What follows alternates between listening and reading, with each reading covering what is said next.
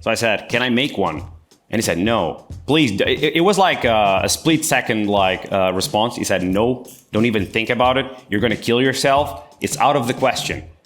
So I spoke with another person because I didn't really like that opinion. And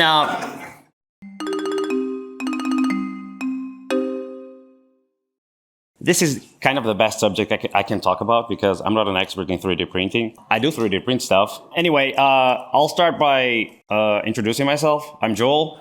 You can call me Integza. I have a YouTube channel. A lot of people ask me where Integza comes from. Actually, it was just a random name generator. I kind of like the word. Okay, so this is my YouTube channel. I created it in 2015. And the actual reason why I created the channel was, this is gonna sound weird, but it's a true story. I saw a video from a guy named Jarek from Veritasium, and he had a video where he explained gyroscopic precession. And I was just out of college, and I thought I could do a better job than him. And I made a video. I'm gonna show you a clip of my first YouTube video, and I'm gonna show you just like a couple of seconds because it's so cringy that to this day it kills me inside. So, just a little bit. Oh God. Gyroscopes. What keeps them balanced when they are spinning?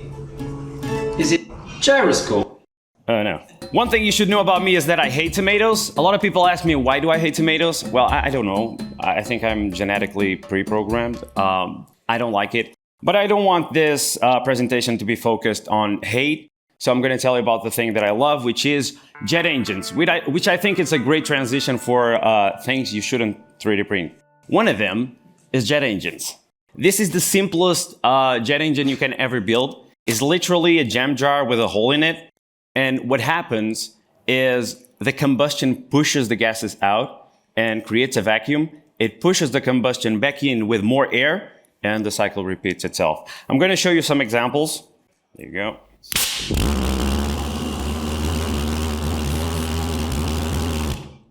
Pretty cool. And because I'm a fancy guy, I also have a thermal version of it.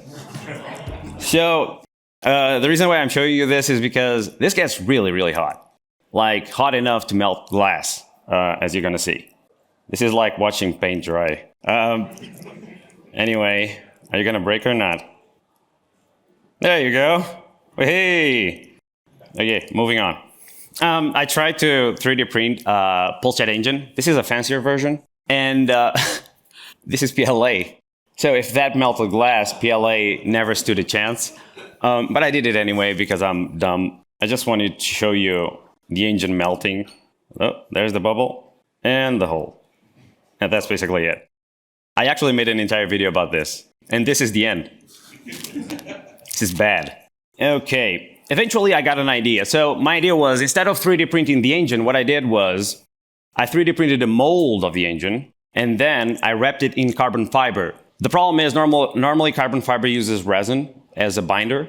Couldn't use resin. Resin also burns. So I used fireplace sealant. You know, that is a paste, is a black paste you use to seal your fireplace. The process, I'm going to show it to you, is basically this. Oh, nice music. Yeah, you basically cover it in paste, then you put carbon fiber, and what you get is basically a composite material that can withstand like 3,000 degrees Celsius. It's pretty nice. Okay, now I'm gonna show you the engine running. Now I can tell you the backstory for this test. It was a Saturday morning. I lived with my family. I had neighbors. This engine is ridiculously loud. Like, it's gonna be loud here, is much louder in person. I had to like decrease the volume a lot. My neighbors called the police. Firstly, because the engine was very loud. Secondly, because of the reaction that I had to it, and you're gonna see it right now. It's an art starting a pulse jet engine.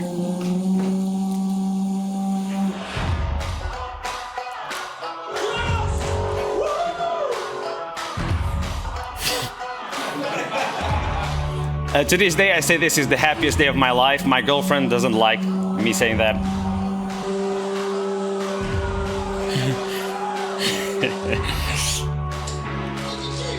I love it. That's enough. Okay, then I took the concept and I made a bigger one and I put it on an IKEA chair because I didn't really have space to put it on a car or something like that, so I put it on a chair, and it's basically like you're gonna see it. So I wanted to see if it could spin me. It was kind of like gymnastic here.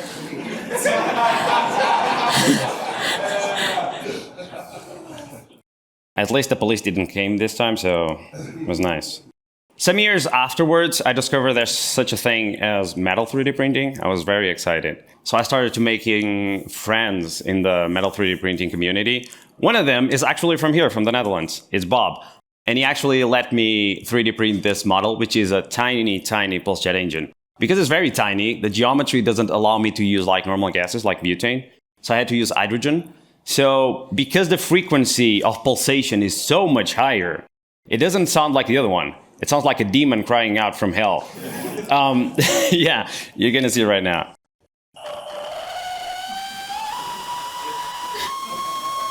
And because it's hydrogen, it gets really, really hot. I'm saying like, I think it's like 4,000 degrees Celsius.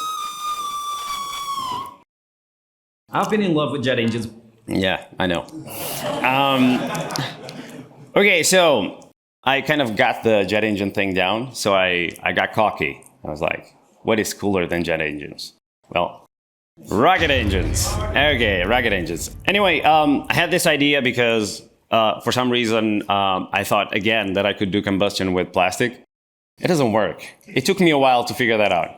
My idea was basically if I injected the air sideways, it would create a vortex that would protect the combustion chamber, like a fire tornado. I still think that idea is kind of cool, but it didn't quite work. You're gonna see why. Why am I speaking Japanese?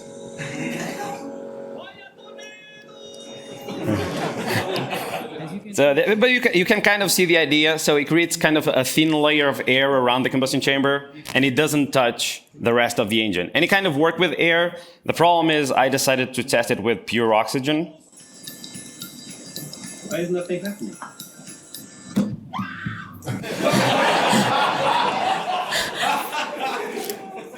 True story, someone in the comments of this video told me some indie movie maker used this as a sound effect for a movie. So my sister is famous now. Yes. I had another idea, which was, there was this company called Porcelain that I found out, and they sold a resin that is basically 90% ceramic and 10% resin. Here's the nozzle. The rest of the engine is still plastic, but the nozzle, which is the part that needs to withstand the heat, is ceramic in this case. And this is what I call a successful test. You see? It's not burning right away. Not that bad. The tomato is getting toasted at least. That's a nice shot. I haven't seen these videos in a while, so I'm getting nostalgic about this. Okay, just like in the case before, once I discovered metal 3D printing, I kind of, I metal 3D printed a rocket, and this one didn't melt and actually worked pretty well. Okay, so once again I got cocky and I thought, what is cooler than a rocket engine? Well, a detonation engine. Now, this one is going to take a little bit of explaining because jet engine and rocket engine, I think it's pretty like normalized terms. A detonation engine is a very exotic thing. Let me just show you a clip of this so you can see how different it is. Okay, this is a very, very high slow motion shot of it. So let me try to explain this as best as I can. So this is a normal combustion, and this is what in science terms you would call a deflagration. So it's a combustion that happens below the speed of sound. When the combustion happens at a velocity that's higher than the speed of sound, we call it a detonation. Now, you might think like C4 or TNT or dynamite is a detonation. It's not. It's actually just a shock wave. To be a detonation, the combustion needs to go with the shock wave. And it's a very rare thing to happen and very hard to achieve. How did we find it? I really love this story. So, in the 60s, the US was trying to get to the moon. And they were testing rockets, like in a lot of rockets, right? They had a lot of money. They were pouring it into research. And when I say research, they were just testing stuff out. And part of that research was just blowing a lot of rocket engines up. They didn't know why it was blowing up though. They were spending millions and millions in these rocket engines and they were blowing up right afterwards, right? So they decided to do like some research, some tests. And basically what they wanted to do is create like this combustion chamber, which was a very long tube, because it's a detonation, it's gonna move at the speed of sound. To analyze it, you need a very big length, right? They wanted to study the combustion to see what happened, what was causing the instabilities, why the explosion was happening. But then they thought, okay, this is not a good idea. Why have a lengthy tube when you can just make a ring and just make the combustion go around and around and around? It's much more practical. Okay, so they did that and they studied it. And what they concluded was that what was happening in the engines is they were trying to do a deflagration engine, but it was basically doing a rotating detonation inside of the engine and blowing it up. Now, this is how they found a detonation engine. At the time, they didn't like it very much because each engine was millions of dollars. It was costing a lot of money. This is a nice shot of a detonation engine burning a tomato. Anyway, how did I get to record a detonation engine? So I annoyed a lot of people. So I sent a lot of emails out. I basically Googled every single research center that was trying to build one. Finally, in Germany, the professor James Bohan decided to let me in. Now, more funny stories about this. This engine is insanely powerful. I'm going to start by demonstrating this. Just the compressed air that goes into the engine is enough to move a person. So this is like a steel threaded rod that is holding the tomato. It bends the steel rod. It's insane. So at some point, I got there and we were testing the engine and I talked with the professor and I asked him if I could be in the room to record the shot because he said we couldn't do a lot of tests. So I wanted to make sure I got the shot. And he said, you cannot be in the room because just the starting of the engine is going to create a pressure wave of 2 bars that are going to stop your heart. So you need to be outside of the room. And I was thinking to myself, bullshit, you just don't want me in there. So he said, oh, okay, place your camera here, go next to the door to enter the room, and wait for us to start the engine. Jesus! Yeah. God. I thought he was gonna... Wait a second, can you do it again? No, man. He said once he had research people there, they started the engine and the doors blew off. So they had to put like emergency doors, the ones that are very bulky, and they are still like coming out. So that's just to demonstrate how powerful this engine is. So at some point I turned to him, and in my videos normally I don't just talk about stuff, I make stuff, right? So I said, can I make one? And he said, no, please. It was like a split second response. He said, no, don't even think about it. You're gonna kill yourself. It's out of the question. So I spoke with another person because I didn't really like that opinion. And there was a professor in Australia that was also trying to build one. And he said, oh, sure, do it. Yeah. So, and he said, there's this Japanese team. They built like a micro one. You can just build a micro one. It's going to be safe. And I was like, okay, how do I do it? I'll send you the paper. You need to get hydrogen and oxygen. And I was like, isn't like mixing hydrogen and oxygen very dangerous? They're like, no, you'll be fine. Just do it. So what I did was I read the Japanese paper like it was like a cookie recipe. I did exactly the same thing they did. And I built this very tiny detonation engine.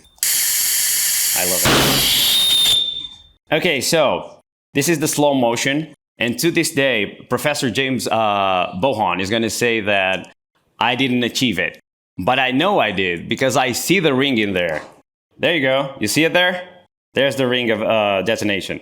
Normally, if you want to start, for example, the engine of a car, you need a spark plug, right? Yeah, you start the combustion like that. To start a detonation engine, you actually need another engine that causes a detonation to start a detonation.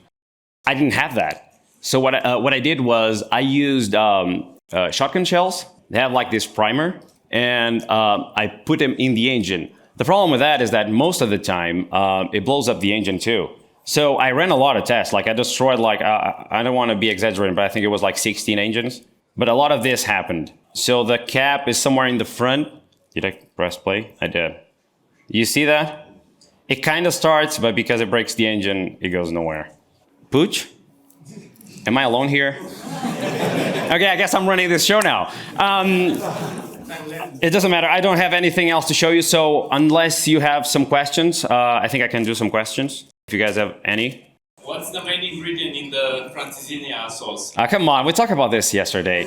Okay, so they are saying that I'm an hypocrite because my favorite food has tomato on the sauce, which is like 10% tomato, if even. I don't feel it. I mean, we're talking about a sauce that is made with whiskey, with wine, beer. You really think you're going to feel the tomato in there? You're not. I've got a quick question. How many tomatoes have died at your hand at this point? Actually, sometimes I go to the grocery store and people start like looking because it's surreal, the amount of tomatoes I bring home. They just expect you to be beating tomatoes in public? They don't know it. No. They just think I'm a tomato lover. They think, oh, this guy really likes Actually, tomatoes. quite the opposite. What's after the Detonation engine? What's like your next engine you want to print or make? That's a great question. I don't know. I'm still searching for it. I guess I'm soul searching right now. You know, most of my ideas for videos or for projects come from me being like an obsessive weirdo. I spend a lot of time on Wikipedia. Do you guys know that game in which they give you a word and then give you another word, and you have to reach that word through the other word by clicking Wikipedia links? I don't know if you ever played that game. It's a really nerdy game. But I'm guessing I have a nerdy crowd. I don't know. This sounds like a nerdy event. So Yeah. But I do that with like kind of things that I like, and most of the times it's engines. So I click this link, I click that link, I click that link, and oh wait, this is new. For example, one of the videos I have is a propellant that is electrically ignited. Now, this might seem like banal because, yeah, sure, like spark plug, you ignite the propellant. No, it's not the same. It's basically, so if you have, for example, gunpowder, right? You have gunpowder, you have a match, you throw it on the gunpowder, it burns, right? What I'm talking about is like a propellant. If you torch it, it won't burn, right? If you throw it against a rock or hit it with a hammer, it won't burn. But if you apply a small voltage to it, it starts burning. It's like a rocket transistor. So, for example, SpaceX, why do they use liquid rocket engines? Because it's the only way to control the thrust, right? You can't do it with solid propellants, like gunpowder, for example. They don't use gunpowder. It's something more sophisticated, but it's just to make my point. They can't use it for two reasons. So they can control the thrust, and they are building these massive rockets, right? Imagine a building made out of gunpowder. Imagine there's someone working there that decides to smoke a cigarette next to it, right? It's very dangerous. But with this one, this would be perfect, right? Because anyway, they can smoke away. It's just smoke a pack a day. It doesn't matter. It's not going to burn. And you can control the thrust. Like I found out because I was just, okay, let me see what kinds of propellants exist, right? And it was like gunpowder. There was nitrate propellants. There were like a whole bunch of chemical propellants. At the end of the page, there's a link that says electric solid propellants. And for the first time I saw it, I was like, oh, I don't know this. So I click on it, right? It was literally just a paragraph. And it said, there's this company in Nevada that is trying to build electric solid propellants. And I was like, okay, let me find out who this is, right? And I found out, I sent an email to them, and they ignored me for like 6 months. And then they finally replied because one of their interns watched my channel. And was like, oh, that guy is a YouTuber. Like, his videos are cool. I feel weird just saying this. Like, anyway, the guy replied to me and said, oh, sorry, I thought you were a weirdo. I just ignored your email. And I was like, no, I'm a weirdo, but I really would like to visit you and do a video about... And then I went there, and it was a wonderful experience. They explained me everything, which was weird because I was interviewing the head chemist, and she's probably the only person on the planet that can make that, right? Even like NASA uses the propellant, not for full like big rockets, but for like satellites and stuff like that. She's the only person on the planet that knows how to do it. And I asked her, because I'm cocky like that, I asked her like, can you tell me the process of making the propellant? And she was like, oh, sure. And I was like, hey, that's not the reaction I was expecting. Like, if you're gonna tell me, like, I'm gonna know the secret. Oh, and she was like, oh, don't worry. I can show you everything, and you're still not gonna be able to make it. And she did, and I can't. So, yeah.